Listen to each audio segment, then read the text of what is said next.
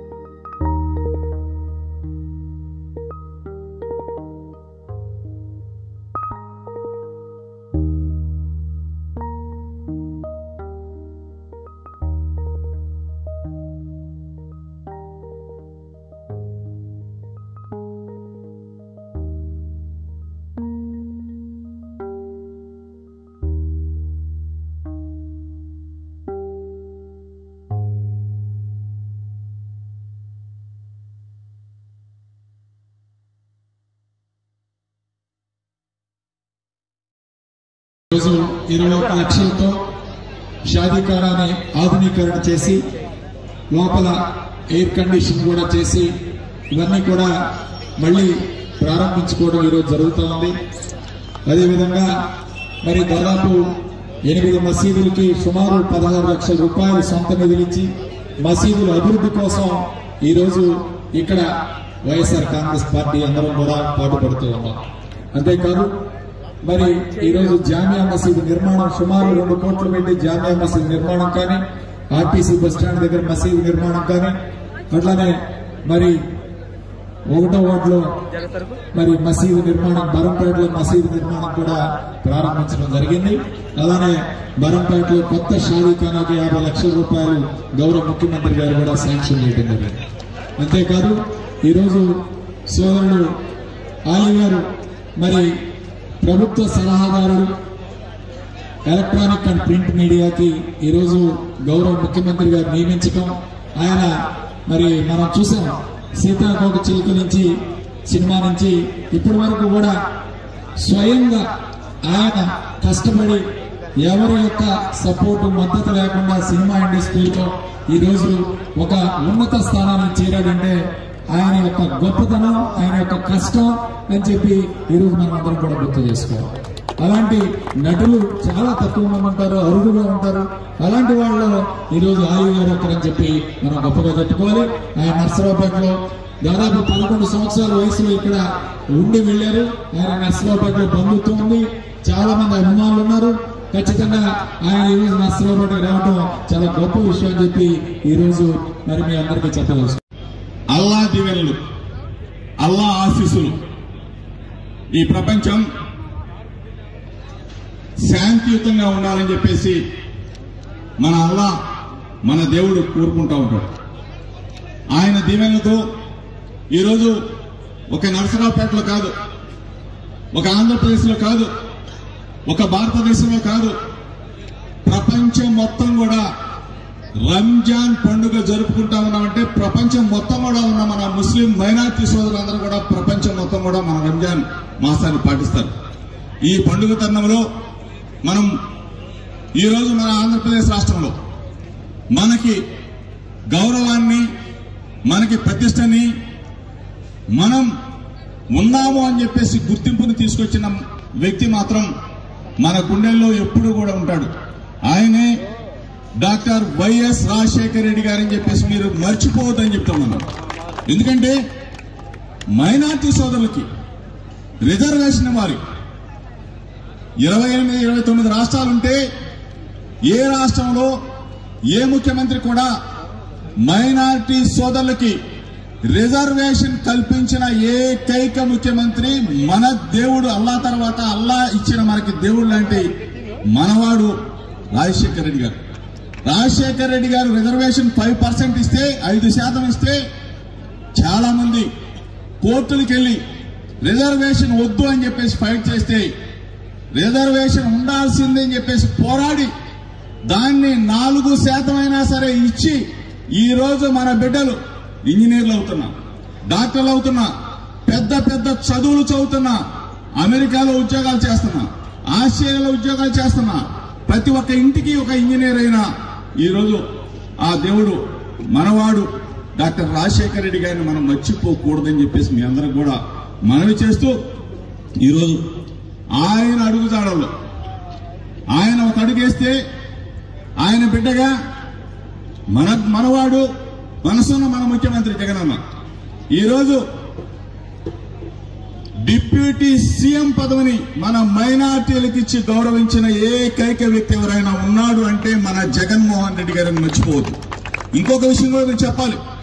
75 సంవత్సరాల స్వతంత్ర భారతదేశ చరిత్రలో ఆంధ్రప్రదేశ్ రాష్ట్రంలో మైనారిటీ మంత్రి లేని కేబినెట్ ఏదైనా ఉందంటే 2014 నుంచి 2019 దాకా నారా చంద్రబాబు నాయుడు మంత్రివర్గంలో మైనార్టీ మంత్రి లేడు. అంటే ఏ విధంగా మనల్ని గౌరవించాడో ఒక్కసారి గుర్తు తెచ్చుకోండి. ఈ రోజు జగనన్న మైనార్టీలే నాకు అన్నలు, మైనార్టీలే నాకు తమ్ముళ్ళు, నన్ను నిలబెట్టింది, నా అడుగులో అడుగు వేసింది, మరీ ముఖ్యంగా ఆంధ్రప్రదేశ్ రాష్ట్రంలో మైనార్టీ సోదరులే అని చెప్పేసి నమ్మాడు కాబట్టి డిప్యూటీ సీఎం ఇచ్చాడు. ఒక పక్కన శాసన మండలి వైస్ చైర్మన్ స్థానం మన మైనార్టీ, మన వాళ్ళకి ఎంత పెద్దపీట వేస్తూ ఏ విధంగా గౌరవిస్తున్నాడో ఒక్కసారి మీరు గుర్తుకు తెచ్చుకోమని చెప్తూ, ఈరోజు ఇంత మంచి కార్యక్రమంలో పాల్గొని మిమ్మల్ని కలుసుకునే అవకాశం ఆ అల్లా నాకు కల్పించినందుకు మరొకసారి అల్లాని ప్రార్థిస్తూ మనం అందరం కూడా సుఖ సంతోషాలతో రేపు రాబోయే రంజాన్ మాసం రంజాన్ పండుగ అంగరంగ వైభవంగా జరుపుకోవాలని చెప్పేసి నా సోదరులైన మైనారిటీ అన్నలకు తమ్ముళ్లకు ప్రత్యేకంగా ఈరోజు స్థానిక శాసనసభ్యులు అందరికీ నమస్కారం भाइयों, आप सबको एडवांस रमजान मुबारक। ये ईद में जितने भी लोग रोजा रखें, अल्लाह ताला आप सबको रोजा कबूल करना, आमीन। और आप लोग सब जानते हैं SC BC ST माइनॉरिटी को अपने जगन साहब कितना हेल्प किए और क्या किया हम लोग सब देख रहे। ऑलरेडी जितने भी इसके पहले माइनॉरिटी को देखना बोले तो सिर्फ 1-2 आदमी दिखते थे, फिर एक गवर्नमेंट में तकरीबन 40 लोग माइनॉरिटीज इस पार्टी में मेन कैडर में है।